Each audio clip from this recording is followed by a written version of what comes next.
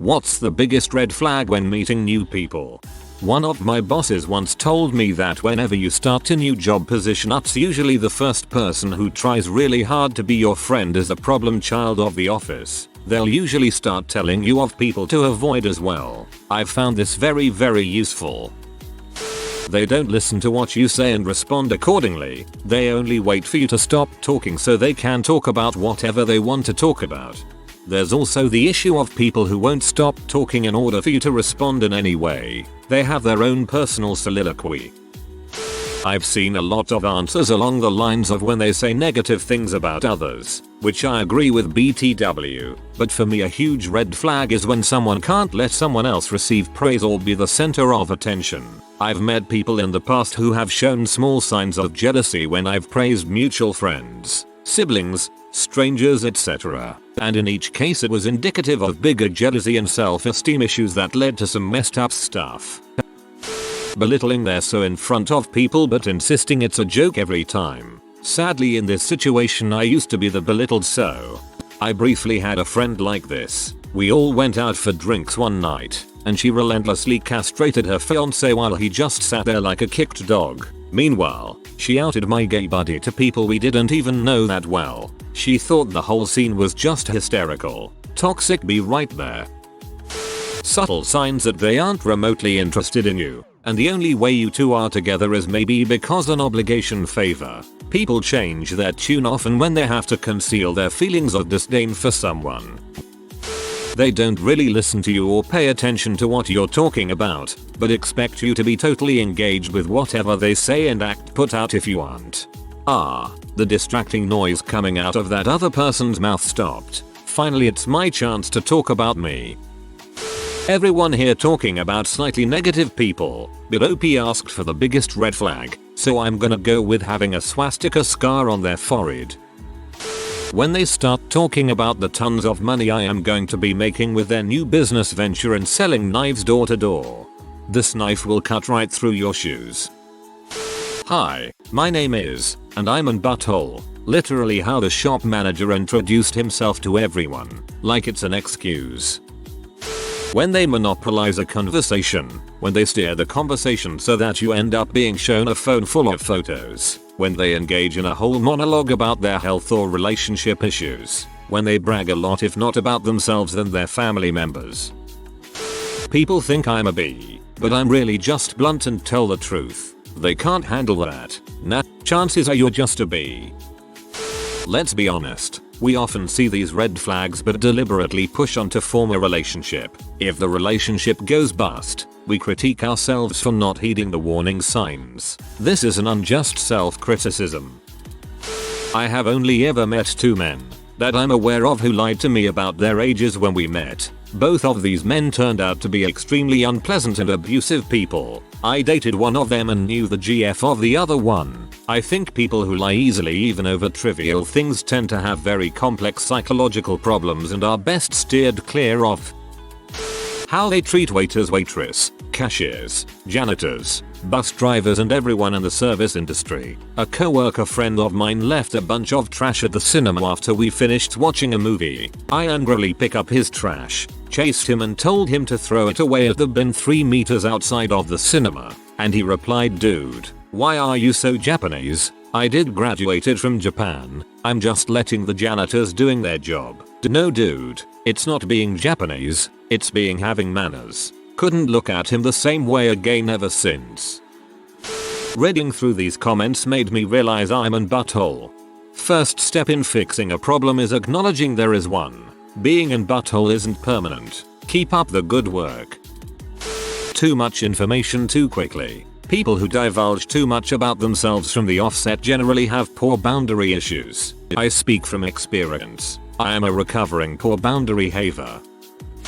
When the first thing they tell you about themselves is all the hardship and unfairness in their lives. I was born with glass bones and paper skin. Every morning I break my legs, and every afternoon I break my arms. At night, I lie awake in agony until my heart attacks put me to sleep. People that are not considerate with your time. Being 5 minutes late every so often isn't a big deal. But when people are consistently 20 minutes late and make people wait, say for a dinner. If they nitpick your appearance or do a give and take. I just talked to a girl from a dating app who did that, and after I called her out for being very rude, she doubled down. It's a red flag for emotional abuse emo. You immediately start hearing from them about all the time other people have hurt them, betrayed them, or otherwise been buttholes to them. If everyone you encounter isn't butthole, chances are, you're the butthole. All they talk about is themselves and don't ask a single thing about you. I get the feeling that they just want to only talk about themselves, don't care who it's to and don't really care about the person they are speaking to. If they are unaware of people around them in a social sense, like, they don't thank service staff or stand in the middle of crowded walkways and not move out of the way of others, congratulations, you have made friends with a toddler. This is not the biggest of red flags, just ones that have recently peed me off. My ex was just like that. It was like she lived in her own little bubble. I really think it wasn't because she was a bad person per se, she just didn't seem to realize that the world didn't revolve around her. But it was really stressful going out with her because I'd always felt like I had to be twice as social polite aware to make up for her. When they have no problem dishing about others, especially friends, in a hateful way, not only do I not want to hear what you have to say, but now I don't trust you. A few jobs ago, my supervisor constantly talked crap about the girl who was in my position previously. Then she wondered why I didn't feel comfortable coming to her with issues.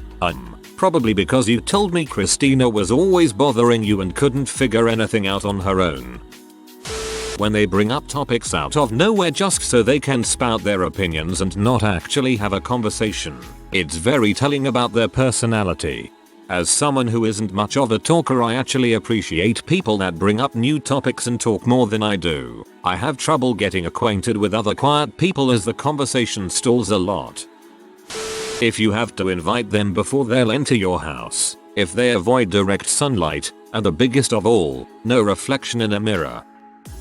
They try to become close friends with you immediately when you've hardly known each other at all. They expect you to like them right away and don't seem to give you time to get to know them.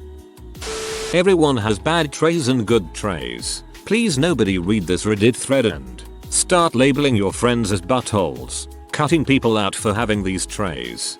Get an ego boner for not doing some of these things. For every bad trait you see in a good friend, you'll see like 10 good traits. For every good trait you see in a bad friend, you'll see like 10 bad traits. And don't forget that you can have flaws as well. Sorry, I have no filter. Oh, so you're in butthole? No thanks. I've been on a few dates like this, unfortunately. It's one thing to be honest and speak your mind, of course, but if you lack any sort of tact, it comes off as a very crude personality trait, which will only attract other crude and obnoxious people into your life. I have no filter definitely screams butthole. I usually test my friends to see if they're worthy of my friendship. Former friend. She told my GF she was testing her one day and now she's super confused as to why it didn't go over so well. People who gossip or complain about mutual friends or co-workers. You may feel special that they want to share this with you, and curious about what they are talking about, but they're likely saying the same type of things about you to everyone else. It's a similar situation with people who complain about their exes to you when you're dating. You'll probably become another person they complain about to the next person they are dating. A few red flags for me are: 1. They flake or cancel plans at the last minute constantly without reason. 2. They rant about their personal problems and don't talk to you at all about common interests. 3. They never have money on them but ask you to take them around to places. A people user. 4. They start drama such as fights with you or others. Toxic. 5. When emergency situations happen, they are nowhere to be found or heard from. When they constantly put down other people's opinions, even and done in a nice way and only their way of thinking is right. They always go yeah but, or actually I think. Their word choice. People who refer to women as v, men as dongs, or anyone by a derogatory term pertaining to them. If we're already friends and they use it jokingly not meaningfully, that's different. But people complaining about my b of an ex are almost always people I don't want to hang out with. Immediately tells you the most intimate things about themselves and the people in their lives, like a listing garbage barge emergency offloading cargo. When they have rules for their life that they expect others to abide to. If you can't handle me at my worst, you don't deserve me at my best kinda crap. The first time I met one of my old roommates, she told me she had a 3-strike rule with people and then she was done with them forever. Everyone has general rules of thumb in life, things they learn to be true, etc. But to take the time to essentially announce this to people you're meeting is more or less of a warning about you than others in your past present life. The totally shocking plot twist? She was a horrible person. Ironically, this did not apply to the guy she was constantly breaking up with throughout the year. The biggest red flag when meeting someone is when they say, "Hey, you're finally awake. You got caught crossing the border. Like me and that horse thief over there." It's even worse if you just woke in a horse-drawn carriage. If they keep talking, rambling, umming, and don't let me get a word in, because conversations involve 2 or more people, right? Making me politely interject more than once. If they start a monologue, I'm no longer a participant in the conversation. I've become a hostage. They chew with their mouth open. And I hate that this is a deal breaker to me because I know not everyone was raised with table manners and it has nothing to do with character. Nasty eater equals I will avoid eating with you at the risk of starvation. People who led with their trauma. None of that makes that person unique, nor will it excuse their bad behavior, which almost without fail will follow. ETA. I'm specifically referring to people that tell you about all of the ways they've been traumatized within an hour of meeting them. In no way do I think people should never talk about their traumas. Please go find a therapist or counselor. It's important. That said, it's a bit much and assumes a lot about the person you're trying to become acquainted with to think your trauma is unique when you're having an opening conversation. No one gets through life without trauma. We should go out and get pee tonight. Mate, we literally just met 2 minutes ago. I don't even know your freaking name. I am not going to make myself vulnerable through alcohol with you at night in a dodgy town I've never been to, just because we have the same phone. Sounds like you've been to the UK at some point. I don't even have to read the top comments. The best answer is when they only talk about themselves and their accomplishments. Even better, when you try to add to the conversation with relevant experiences, and they immediately respond with a story just like yours, but just a little bit better. People who proudly say I'm just brutally honest, I have no filter, are buttholes nonetheless. The disclaimer doesn't make you any less of an butthole. In fact, it just means you're crappy on purpose. Self-awareness equals self-management. If they tell that you're their best friends within the first week of meeting them, run. This is one of the first red flags to recognize an individual with narcissistic personality disorder. It's counterintuitive if you're not familiar with the disorder, but basically it's an indicator that the love bombing phase has begun. Run. Clinical narcissists are dangerous people. Making disparaging remarks about other people or treating service people like they are beneath contempt. Sometimes I will call them out. Like, why do you want to talk that way about him, or why would you treat a server like that? This can start a whole conversation about negative behavior. Sometimes they just get pee off and sometimes they make fun of me, but I like to hope that every once in a great while, someone gives it a second thought. If you are new to the channel, you can subscribe. I publish new videos every day.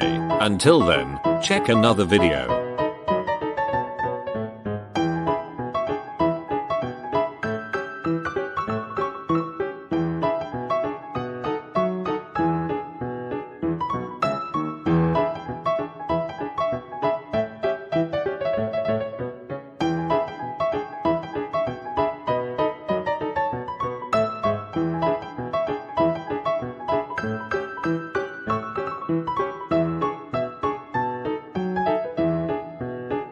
Bye for now.